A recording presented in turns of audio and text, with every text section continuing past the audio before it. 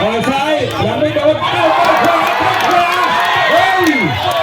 เอาวิชันเอาแล้วเอาแล้วกรรมการแยกโดนแข้งไป2แข้งแล้ววิโคล่าต่อยขวาวิโคล่าแข้งซ้ายเอาวิชันน้อยก่อนเอายังไงไม่ตีกรรมการแยกใครจะบดใครจะโดนของใครจะเยิบใครจะยุบมาจะหนีไปไหนจะหนีไปไหนมาสิมาเสากันเลยเร็วฟาดเลยเอาเลยไม่ต้องหนีเอาแข้งซ้ายไปแข้งขวาเอายังไงที่ชาน้อยที่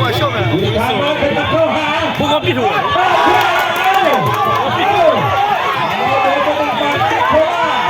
เข้าไปใกล้เอาขวาโดนเข้าไปใกล้เอายังไงอาจจะโดนเข่าดีไหมเข่าตีมีคนละตีเอาออกมาเสียเลยว้าวไอ้ยาโดนเลี้ยงลูกไว้มาผมว่าพี่ถั่วเนาะพี่คนไทยแล้วพี่คิดวิชาน้อยขยับได้ขวาเอาไม่เข้าวิชาน้อยไม่เข้าโดนเสียบิโคล่าเข้าบิโคล่า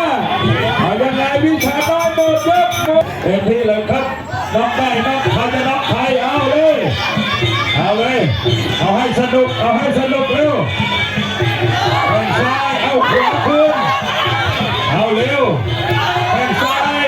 บิโคล่าสับแก้วเร็วไม่ต้องหนีไม่ต้องกลัวเราต้องมีแข้งมีขาต้องไปเร็วโอ้โหเอาไม่เสียปีกเลยไอ้วิชาน้อยไม่มีเข่าเฮ้ย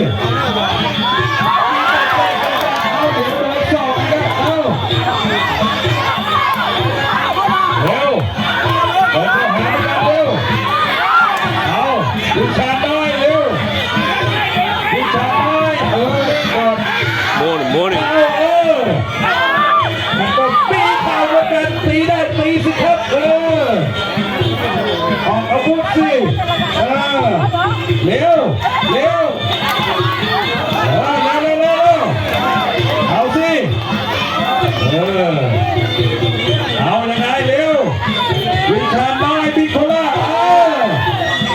เร็วเอาเลยเร็วมันอยู่ที่ใจเอานี่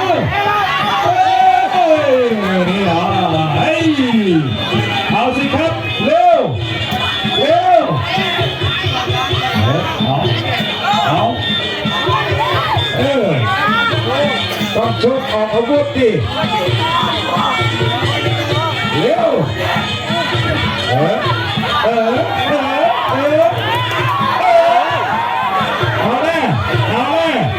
ปั๊บนี่แหละไว้นี่แหละมันไหนเนาะโมเลย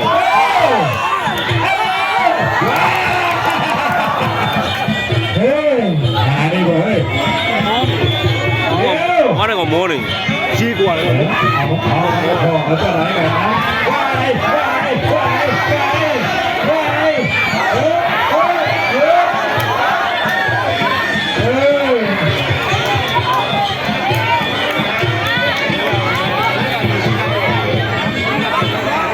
จะได้แหวว่าไม่แหวอีกแล้ว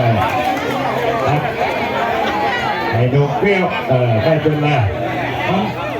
มันออกอาวุธได้มันไม่ออกดู